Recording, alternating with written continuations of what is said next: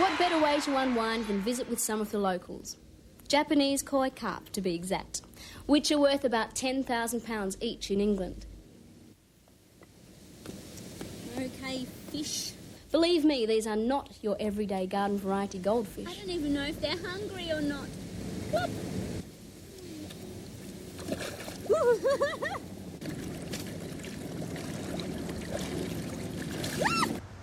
And for the moment, I'd like to concentrate on being in front of the camera, although I more or less produced the concert show and this video, letting you know what it's all about. Perhaps one day I'd like to get into production, producing movies or film clips, things like that. Don't know about directing. Sometimes I find it difficult to keep my mouth shut. You know, I want to say, maybe you should do it like this, which isn't always practical because you have to know when to speak, but also when to shut up. Can you do this? Go like that. Can you try that? Put your hands. Go. Like that.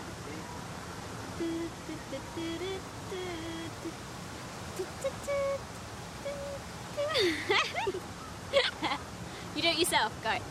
1, 2, 2. 1, 2. Good. Very good. I find being away from home so often, I do get homesick. When I'm home, I spend time with family and friends and go and have coffee down the road and go to the pictures and really normal things which I don't get to do so often.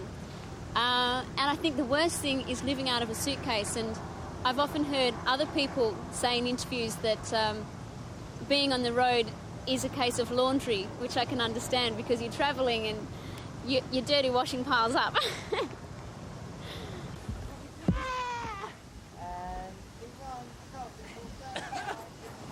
Get the hair out of the way.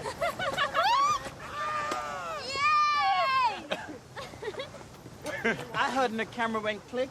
Here you are in Melbourne. Nothing got away from the water there, boy. Had to go fishing there for that bag. Good morning, Richard. Good morning. Bonjour, ma'am. Shall we see if we can swim? Hey. Wait a minute. Let's see now. Take my glasses off first.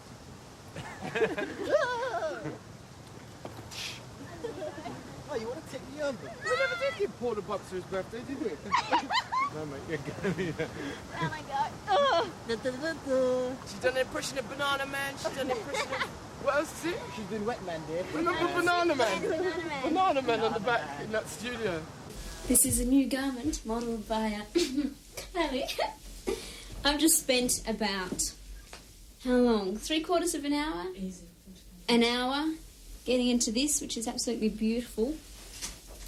Layer upon layer upon layer of garment. And I can only just breathe. Konnichiwa. Genki desu ka? Good. You look very nice. So why do these have such long sleeves? Because you're not married. Because I'm not married. So that means that when I'm married, I have to wear short sleeves? Mm-hmm. Like this night. You look very lovely too. Thank you very much. That's good. You think I'm going to run down the concert stage in one of these? All right, get down. It's crowded, it's manic, it's the Ginza, and every tourist in Japan eventually ends up here. Nagoya had about 8,000 people, Tokyo Dome has 40,000, and Osaka has 10,000, 2 nights. So Tokyo Dome is the big one, and I think it will be the best, you know. I think it's like film. When I was doing The Delinquents, I was really worried about the big screen, but it's just bigger and better. In 1957, my mother thought I was a little girl. But that summer I discovered life, rock and roll, and love with a boy named Brownie Hanson. But for my first movie, I wanted to do something that was real. And it's very all-rounded. It's got some light parts in it. It's got its share of tragedy and, you know, drama. It's a really neat all-round emotional film. I play Lola, and She's very young and innocent in the beginning, and she's a romantic. She dreams of being anywhere except in Bundaberg, which is a very small, drab town. And as she grows up, she has to toughen up. I think that's been in her all along, but, you know, these qualities are forced to come out because she has to look after herself. And so you see through the movie that she develops and she becomes quite a tough girl by the end of it, but she still retains her sensitive quality.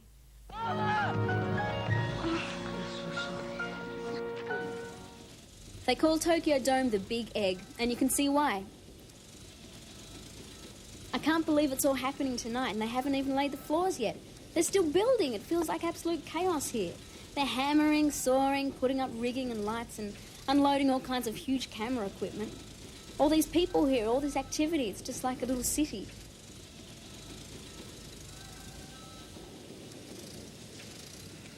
Anyway, come on, let me show you how big this place really is. This is used as a sports arena a lot of the time, so the ground's pretty squishy.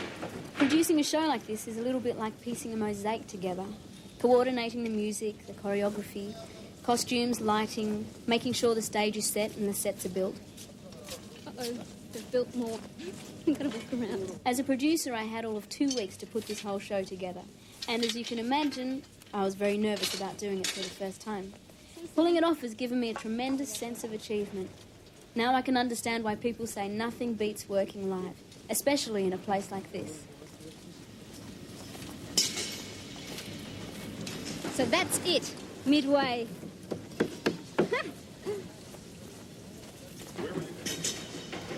Taking you to the sound desk. We just had a sound check, and I just want to check how it went, how the lighting outline is going. Terry, my manager, has been talking to the lighting desk. It's quite difficult with the language barrier. So, see how we went. How many people? There should be about 40,000 people. This whole area will have people standing so they can dance. It's kind of like a disco party. And up here, I can't imagine what it will be like full of people, but there will be people in this whole area. And I'll be a speck on the stage, so it's lucky I'm wearing glitter, I say. This is the famous soundboard, which is the heart of a live performance, especially in an arena this big. They have to hear us after all.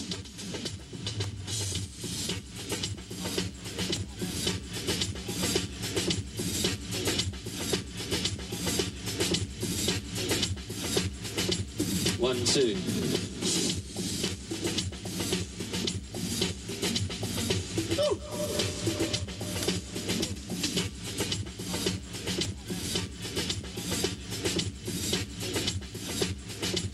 One, two.